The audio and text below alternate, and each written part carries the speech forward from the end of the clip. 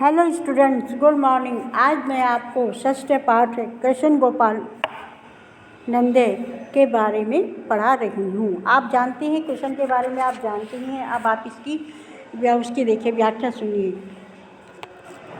सुविदित कृष्ण श्री कृष्ण लोकोत्तर महापुरुष आसीत। ये तो आप अच्छी तरह जानते हैं। सुविदित माने अच्छी तरह जानते हैं कि श्री कृष्ण लोकोत्तर, श्री कृष्ण जो हैं लोक में महापुरुष थे। अयम महापुरुष सहस्रभ्य वर्षेभ्यः प्राके उत्पन्न अद्यापि जनानां हृदयेषु विराजमान अस्ति। यह महापुरुष सहस्रों वर्ष उत्पन्न, हजारों वर्ष पूर्व उत्पन्न हुए वे आज भी लोगों के हृदय में विराज। यह महापुरुष सहस्रों हजारों वर्ष उत्पन्न हुए आज भी, अद्यापि माने आज भी लोगों के हृदय में विराजमान हैं। श्री कृष्ण से मातुल कंस अत्याचारी शासक आसी। श्री कृष्ण का मामा कंस, मातुल माने मामा, कंस अत्याचारी शासक था। से देवकन्या श्री वसुदेव से विवाह अक्रोते। उसने पहले अपनी बहन देवकी का श्री वसुदेव के साथ विवाह किया। पश्चात आकाशवाण्य देवकी पुत्रेण स्वयं मृत्यु समाचार विज्ञाय उभावपि कार्यगृह नियक्षिपतः है। उसके पश्चात आकाशवाणी के द्वारा देवकी पुत्र के द्वारा अपनी मृत्यु का समाचार विज्ञान माने जानकर उभावपि माने दोनों को जेल में डाल गया। तत्रैव कार्यगृह श्री कृष्ण जाते। वही जेल में श्री कृष्ण का जन्म हुआ। श्री कृष्ण ने जन्म भाद्रपद मासस्य कृष्ण पक्षस्य अष्टयां तिथौ मथुरायाम अभवत्। श्री कृष्ण का जन्म भाद्रपद मास की श्री कृष्ण अष्टमी की तिथि को मथुरा में हुआ था। मध्यायात्रे यदा यह उत्पन्न जाते तदा आकाशे घटगोपा मेघा मुसलधारा वर्षा अकुर्वन्। मध्यरात्रि में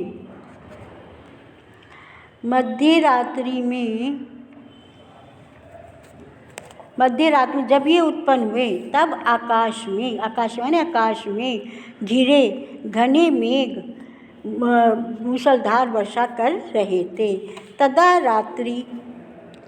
तदा रात्रि अंधकार पूर्ण आसीत, और रात्रि पूरी अंधकार से परिपूर्ण थी। परम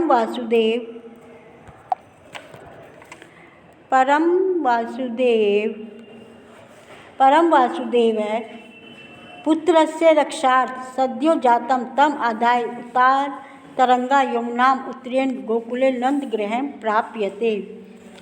उस समय परंतु वसुदेव ने उत्पन्न हुए पुत्र की रक्षा के लिए तत्काल उनको लेकर ऊंची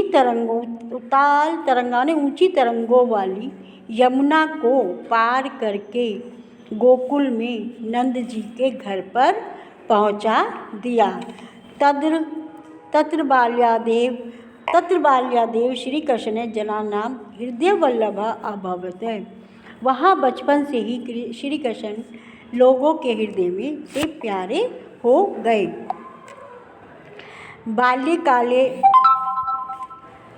बाल्यकाले अयम स्वसौंदर्य बालीला च सर्वेषां जनानां मनांसि हरते। बचपन में ही इन्होंने अपने सौंदर्य और बाल लीला से सबके मन को हर लिया था। कापी गोपिका तम अंके निधाय स्वगृहन्यति अपरा च दुग्धम पायति अन्य च से तस्य नवनीतम ददाति। अब क्या है कि कोई गोपिका उनको अंक माने गोद में उठाकर अपने घर ले जाती, अपरत दुग्धम दूसरी उनको दूध पिलाती, अन्य च तस्में नवनीत और कोई उनको नवनीत माने मक्खन देती। श्री कृष्ण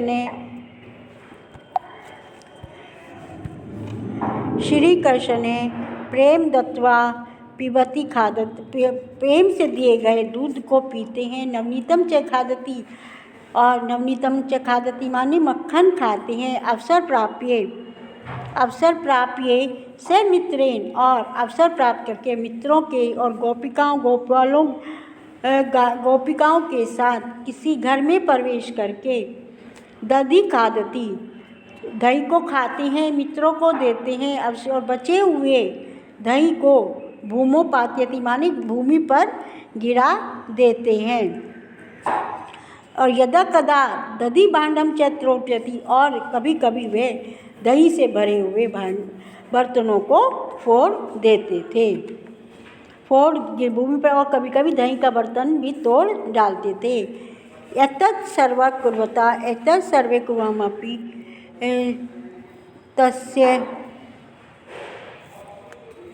तस्य शीलेन सौंदर्य च प्रभावित न कोऽपि तस्मै क्रुद्धति परम सर्वे स्नन्ति। यह सब करते हुए भी उनके शील और सौंदर्य से प्रभावित होकर कोई भी उन पर क्रोध नहीं होता था, पर सब उन पर क्या करते थे? स्नेह करते थे। क्या करते थे? स्नेह करते थे।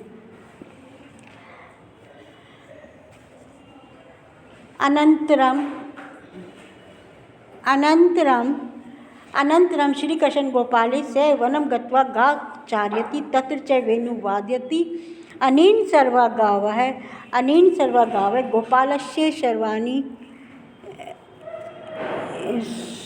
सर्वाणि विहाय तस्य वेणुवादनं शृण्वन्ति। अब क्या होता था देखिए, उसके बाद श्री कृष्ण ग्वालों के साथ वन में जाकर क्या करते थे? गाय चराते थे। गाय, और वहाँ वेणु माने बांसुरी बजाते थे, और इनसे सभी गायें और अनेन इसके द्वारा सभी सर्वा माने सभी गायें और ग्वाले सब कार्य को छोड़कर तस्य माने उनकी बांसुरी वादन सुनते थे। महाकवि व्यास संस्कृत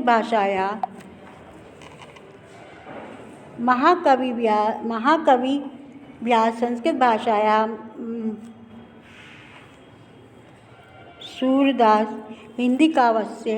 सूरदास हिंदी भाषायां तस्य बाललीलायां अति सुंदरं वर्णनम् करोत्। महाकवि व्यास ने संस्कृत भाषा में और भक्त कवि सूरदास ने हिंदी भाषा में उनकी बाल लीलाओं का बहुत अधिक सुंदर वर्णन किया है। यदा अयं बाले एव आसीत् तदा कंस तं हन्तुं कर्मशः बहून् राक्षसान् प्रेषयति। जब ये बालक थे तब कंस ने इन्हें मारने के लिए बहुत से राक्षसों को भेजा था। परम श्री कृष्ण ने स्वकौशल्य शौर्येण च तान् सर्वान् अहने। परंतु श्री कृष्ण ने अपने कौशल और शूरवीरता से उन सभी को मार गिराया। सैन्य केवलम राक्षसे अपितु अस्मभ्यम अपितु अन्याभ्यम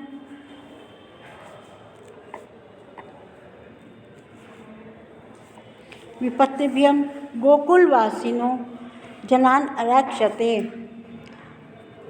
उन्होंने केवल राक्षसों से नहीं अपितु अन्य विपत्तियों से भी गोकुलवासियों की रक्षा की। एकदा वर्षा काले गोकुल यमुनायां जलम वेगेन आवर्तते। एक दिन वर्षा के समय गोकुल में यमुना का जल वेग से बढ़ रहा था। तब श्री कृष्ण ने अपने प्राणों की परवाह न करते हुए सर्वा गोकुलवासी ने अरक्षते सभी गोकुलवासियों की रक्षा की। एवं संदीप्ते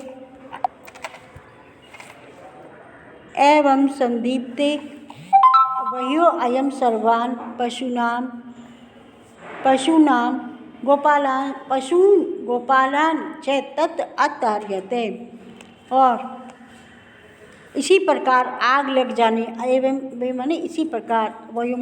लग जाने पर सभी पशुओं की और ग्वालों की उनसे रक्षा की। एवं निरन्तरं गोकुलवासिना जनानां कष्टानि निवारयन् तेषां हृदये पदं धार्यते। इसी प्रकार निरंतर गोकुलवासी लोगों के कष्टों को दूर करते हुए उनके हृदय में अपना स्थान बना लिया। अतः